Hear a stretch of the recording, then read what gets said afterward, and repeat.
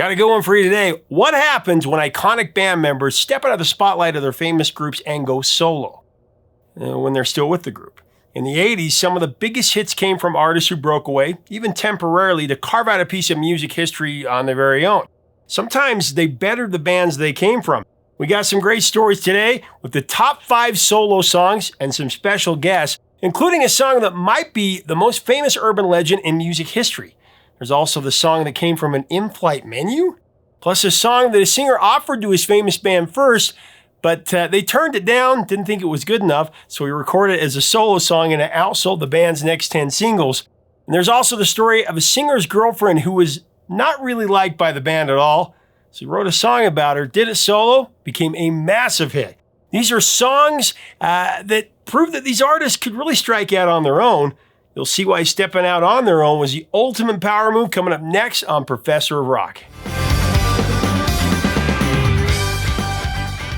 Hey music junkies, Professor of Rock, always here to celebrate the greatest artists and the greatest songs of all time.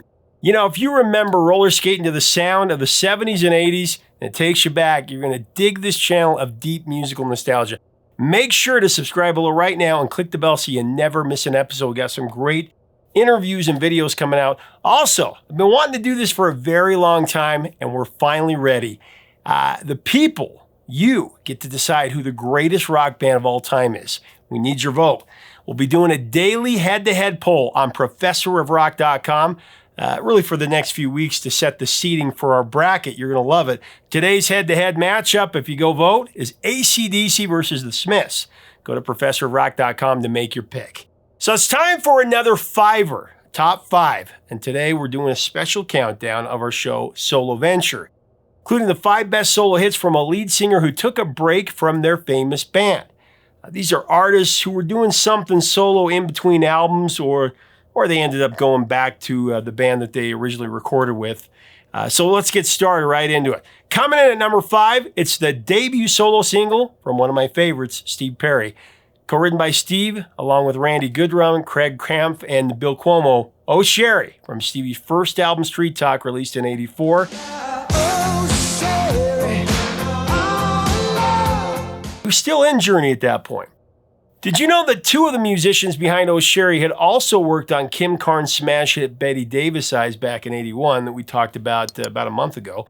Bill Cuomo, who played the prominent keyboard riff on Oh Sherrie, was the same guy who laid down the signature keyboard riff on Betty Davis Eyes. And then Craig Krampf, one of the co-writers, played drums on Carnes' track, while Larry London handled the drumming duties for Oh Sherrie. She got Betty Davis eyes.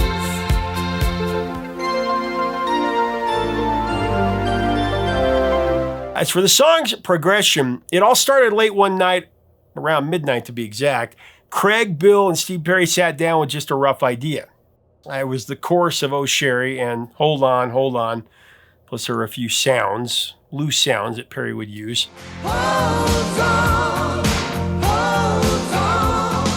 Perry's girlfriend, Sherrie Swafford, was actually in the room with them at first, but she eventually called it a night when it got late, leaving the team to keep crafting the song that would become a true smash of 1984.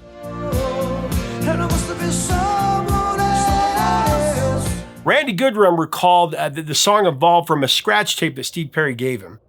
Steve was just singing what he called a la-la track, basically when a singer just improvises with nonsense words and sounds and things like that to get a feel for the melody. Randy listened closely to his vocals, focusing on which vowels worked best for the high notes and then which ones felt right in the mid-range. That's one of his little tricks when he works from scratch vocals he's talked about. From there, he crafted the lyrics around Perry's relationship. He said, once I had something solid, I took it back to Steve. We fine-tuned it together. Those tweaks became the foundation for the lyrics of Oh Sherrie and the chemistry between them, which was very dramatic.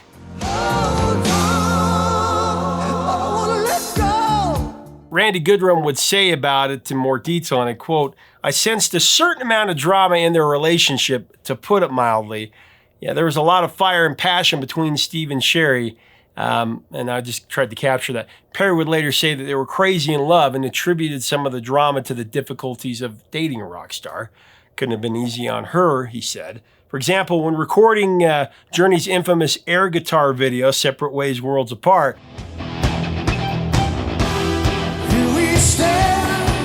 Sherrie was there on the set, and apparently she was not happy about the casting of a female in there.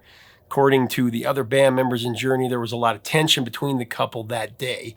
Sherrie was giving Steve a pretty rough time about this girl that they were using in the video. There's some jealousy there.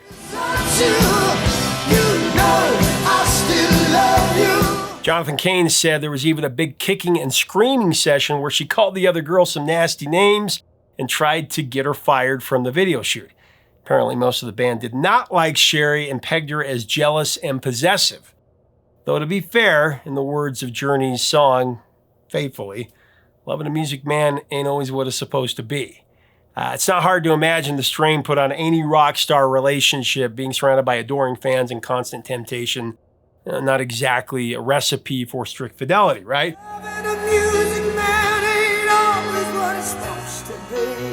Yeah, so the band did not like Sherrie, but Steve Perry made her famous in this song and the music video that would follow. But eventually they did break up.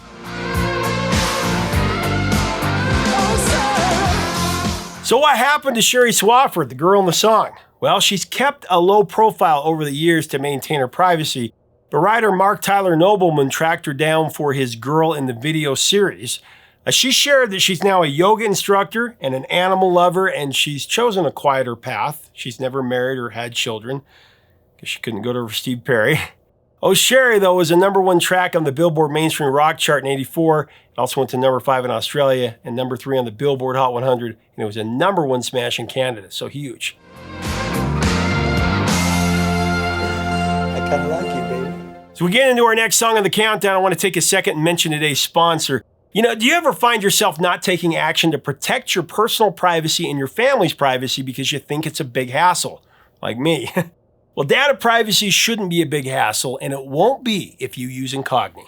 Once I signed up to Incogni, I was able to take back control of my personal information and immediately reduce the risk of spam, scams, and identity theft. I love that Incogni offers a family and friends plan. I actually added 4 people to my subscription with the family and friends plan so I could help them get their personal information removed from data brokers that collect personal data and sell your info to third parties. We don't want that. Incogni continually tracks down and adds new data brokers and people search sites to their list so your level of protection keeps improving over time. Incogni is always on the job so you never have to worry. Whether you're focused on protecting your privacy or simply uneasy about strangers knowing where you live or work, using a service that safeguards this information is vital. Take your personal data back with Incogni. Go to incogni.com/Professor of Rock and use my code Professor of Rock, all caps, on the link below to get 60% off an annual plan. You can also click here. All right, coming in at #4 on our countdown of the top 5 solo hits of the 80s, solo venture, Edge of 17 by Stevie Nicks.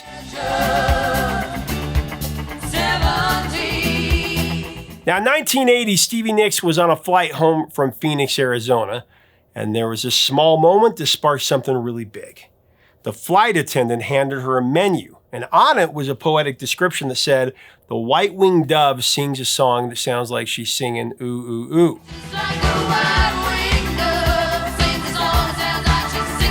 The words from that in-flight menu, they struck a chord. How could they not? Stevie couldn't get the image or those words out of her head.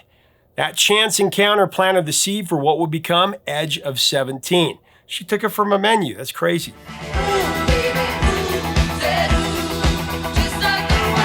You know what? The song wasn't just about the dove from the in-flight menu, though.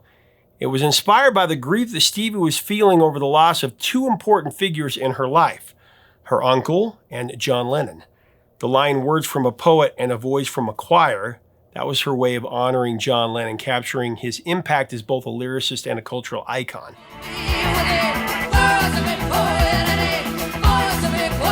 What began as a fleeting moment on a flight transformed into one of Stevie Nicks' most iconic songs. Really a heartfelt blend of poetic inspiration and raw emotion.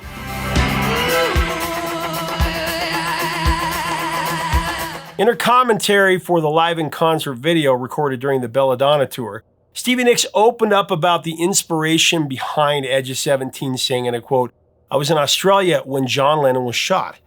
Everybody was devastated. I didn't know John Lennon personally, but I knew Jimmy Iovine, who had worked with him a lot in the 70s. Jimmy would always tell me these loving stories about John. When I got back to Phoenix, I started writing this song. Now, along with Lennon's death, Stevie lost her Uncle Bill to cancer, and she was actually there when her uncle passed in the room, and it just stayed with her. Stevie remembered running down the hall completely frantic, thinking, where's my mom? Where's his wife? Where's everyone else? But there was no one. So she went back to the piano. She sat down and she just let it all out. The song just poured out of her from the emotion.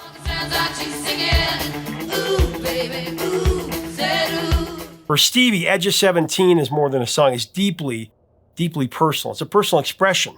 She said, I've never changed it, and honestly, I can't imagine ending my show with anything else. It's such a powerful, intimate moment to share with an audience. Now, at first the song was going to be about Tom and Jane, though, but it ended up evolving into something totally different. Let me explain. Stevie came up with the title when she asked Tom Petty's wife, Jane, his then wife, how the couple met. And Jane replied, at the age of 17, but she had a strong Southern accent.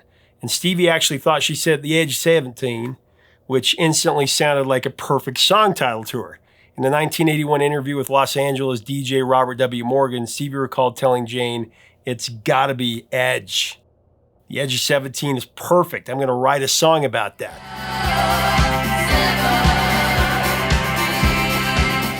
And she wanted the song to mimic A Dove's Call, but the inspiration for the track wasn't born from all these things alone. There was actually a particular song that had been on her mind as she crafted Edge of 17. None other than Bring On the Night by the Police from their 1979 album Reggatta de Blanc.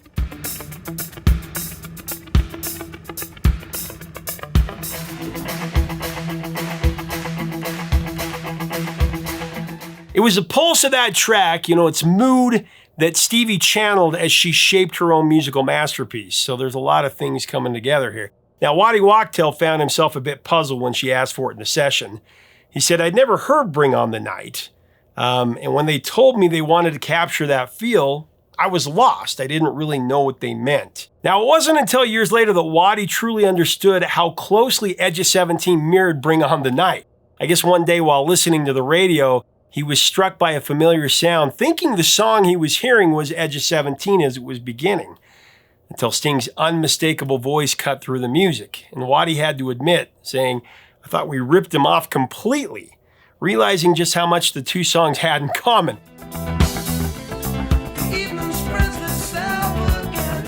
That night, he actually picked up the phone and called Stevie Nicks, and he said, listen to me, laughing, don't ever do that to me again. Now, the single moved to number 11 in Canada, the same position on the Billboard Hot 100 here, and it was a number 4 track on the Billboard Mainstream Rock Chart in 1982. The song had a pop culture renaissance in the UK in 2021 when it was used for a heavily advertised commercial for the John Lewis department store.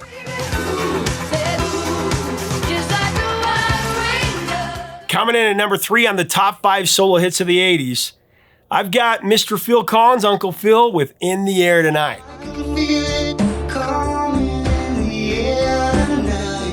In the Air Tonight is one of those songs that we often talk about that had a far bigger impact than its peak chart position, right? In the case of Phil Collins' debut solo single, Away from Genesis, it plateaued at number 19 on the Billboard Hot 100 on its initial run.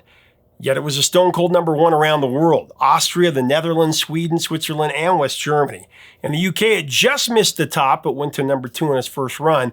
Over time, it's become a multi-generational stunner. In America especially, is an innovative rock classic. And since its peak at number 19, it has more streams and plays than most any song that was number 1 that year. Again, way bigger than its chart position.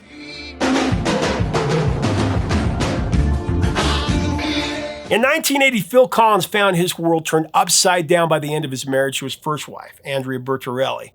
Heartbroken and furious, he channeled all that raw emotion into what would become one of the most iconic songs of his career, as well as a great album. The pain of their divorce hit him so hard that he briefly stepped away from Genesis, unable to manage the weight of it all. Now, during this turbulent time, every song he wrote for his solo debut, Face Value, carried a piece of his longing.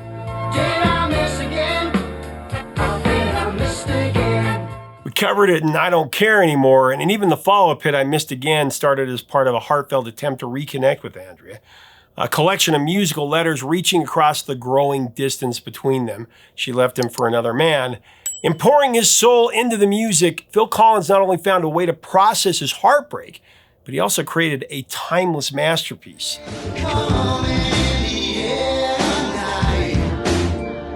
The haunting mystery of In the Air Tonight has given rise to one of music's most famous urban legends, probably the most famous. Over the years, most of you are aware of the wild myth that's grown around the song's meaning. A story so dark and dramatic it feels like it came straight out of a thriller, out of a movie. So according to different versions of the urban legend, which, let's be clear, is completely false, one retelling has Phil witnessing a man who had assaulted his wife drowning, and she chose not to save him. And then there's another version that twists the story even further, claiming that Phil Collins saw someone refuse to help a drowning man. And the legend goes that Collins tracked down this bystander years later and in a moment of poetic justice sang the song directly to him live in concert, gave him tickets, dedicated the song, and exposed his guilt to the entire audience. You told me you were drowning. As gripping and as entertaining as these stories might be, true crime, we all love it, again, purely the stuff of urban legend. The truth behind the song is far less dramatic, but that hasn't stopped fans from letting their imaginations run wild. The spine-tingling line from In the Air Tonight, "If you told me you were drowning, I would not lend a hand," that of course became the spark for that. The stark and unforgiving imagery, it's just so many different stories, and I'm sure over the years, those 2 or 3 retellings have turned into 4 or 5. I would not lend a hand. It wasn't a literal drowning, though, those lyrics. It was a metaphor, a raw expression of the pain and anger he was struggling with at the time. Phil Collins later explained that it was his way of saying, "I'm so hurt I wouldn't lift a finger to help you," similar to phrases like, "I wouldn't give you the time of day," or "not if you were the last one on earth." That raw honesty, though, that Collins put in, it struck a chord with listeners, making the lyric incredibly powerful. It became the emotional centerpiece of the song, and it added to its mystique, helping to fuel the myths that have surrounded it really ever since. I've seen your face before, my friend. Face Value, Phil Collins' first solo album that featured In the Air Tonight, as the opening track, mind you, it was a game changer. I mean, not just for Phil, but for Genesis as well. The record outsold every Genesis album to that point, inspiring the band to lean more into pop and less into their, prog rock roots. In an interview with Mix Magazine, Collins opened up about how In the Air Tonight came to life. Fresh off a tour, he returned home to find himself alone with way too much time on his hands. The family wasn't there. I called up and asked, "Can I have my drum machine?" I just needed to get this music out of me. And over the next year and a half, that need to channel his emotions turned into Face Value. Some of the most angry and heart-wrenching songs ever put. They just don't make records like this anymore. Phil Collins has one of the greatest voices out there.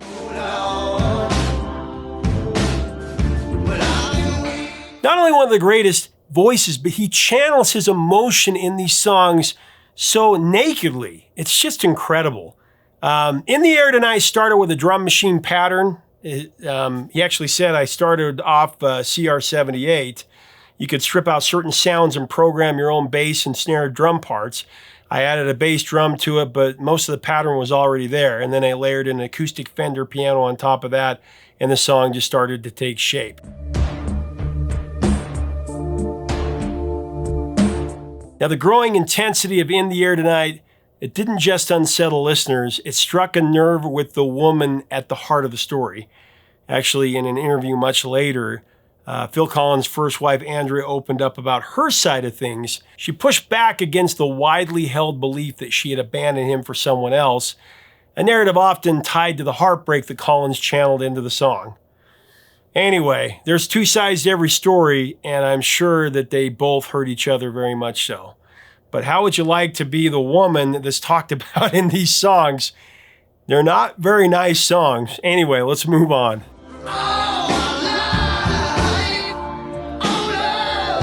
All right, we go from one emotion to another emotion, from anger to nostalgia. My number 2 pick is a song that I truly believe is the most underappreciated song of the entire 80s. I love this song. Brings a tear to my eye every time, especially when I think about my dad. It's a song that's pure poetry that deserves further evaluation. I've got Desert Moon by Dennis DeYoung. Is this the train to Desert Moon? Who had left Styx, the band he co-founded as lead vocalist, keyboardist, and principal songwriter.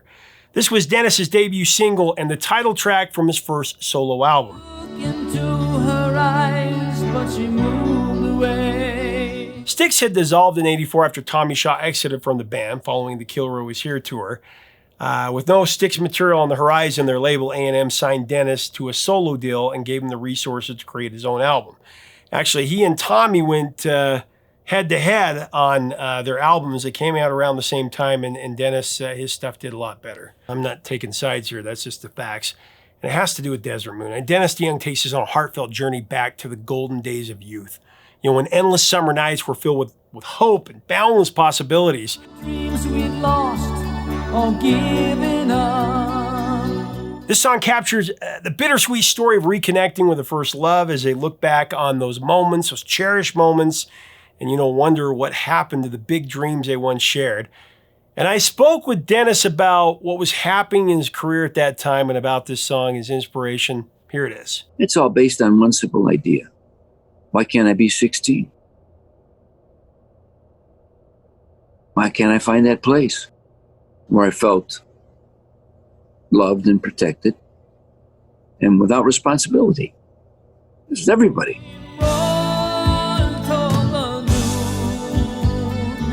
When I wrote this song, once again, Irving came to me and said, they're doing a movie called Dune.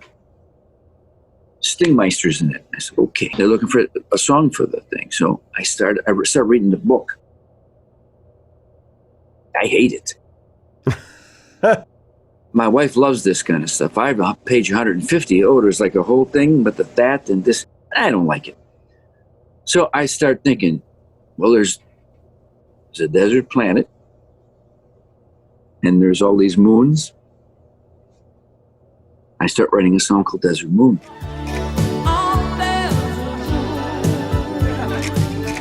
Desert Moon set into the top 10 in Canada, and it went to number 8 in Ireland, and of course it hit the Billboard Hot 100 at number 10 in 1984.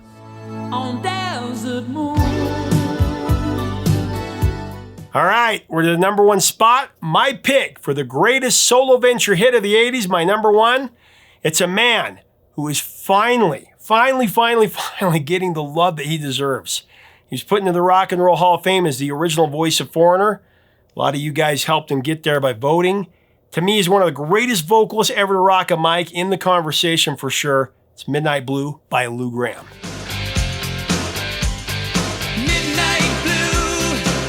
Midnight Blue was the first solo single by Foreigner's then frontman Lou Gramm, and the lyrics of Midnight Blue were written by Lou, while the music was a collaboration between Lou and his longtime friend Bruce Turgon.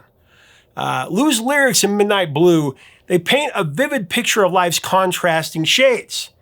I remember what my father said. He said, son, life is simple. It's either cherry red or midnight blue. It's either cherry red or midnight blue. This wisdom came straight from his father, and Lou carried those words into his songwriting.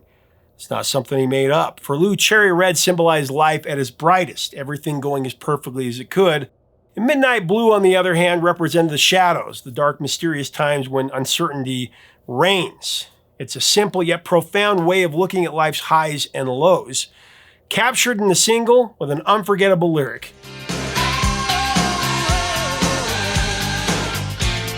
Lou had already experienced massive success as the lead singer of Foreigner, a band that had become one of the biggest in America over a decade before Lou decided to test the solo waters. But Lou, who co-wrote most of his Foreigner hits with guitarist Mick Jones, began to feel disillusioned with the band's evolving direction. To him, he wanted to keep rocking. But polished ballads like Waiting for a Girl Like You and I Want to Know What Love Is, though there were a place for them, he felt like that was becoming the whole of what Foreigner was doing. It was a departure from the raw hard rockin' sound that had defined their earlier music.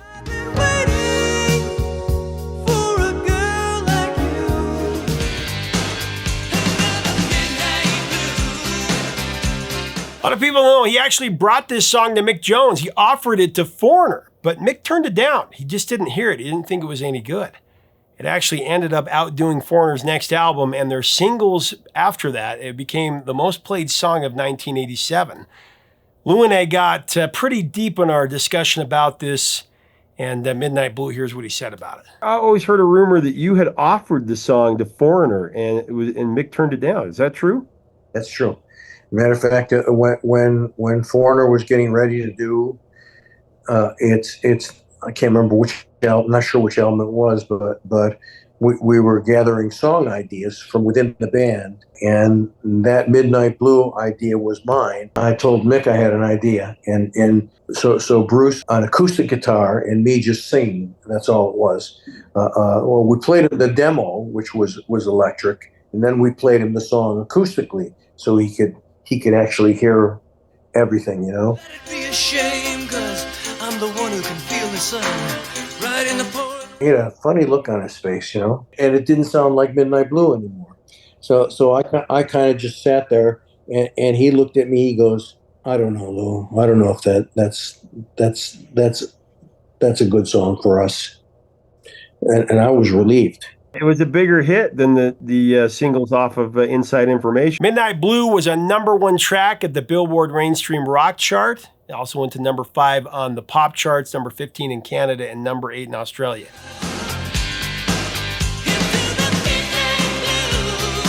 Well, that's my top 5. What do you think? What are your top 5 solo hits? Again, it has to be a solo venture where the person leaves the band and ends up going back to the band. That was kind of my rule for it. It's kind of fun to do these top 5s. But I want to hear, what are your picks? What are your memories of these songs? Midnight Blue, Desert Moon, Oh Sherrie. So many great songs here. Let's have a great discussion below. If you like our content, we invite you to subscribe. We would love to have you as part of our community. Make sure to go vote at ProfessorOfRock.com. Until next time, 3 chords and the truth, my friends.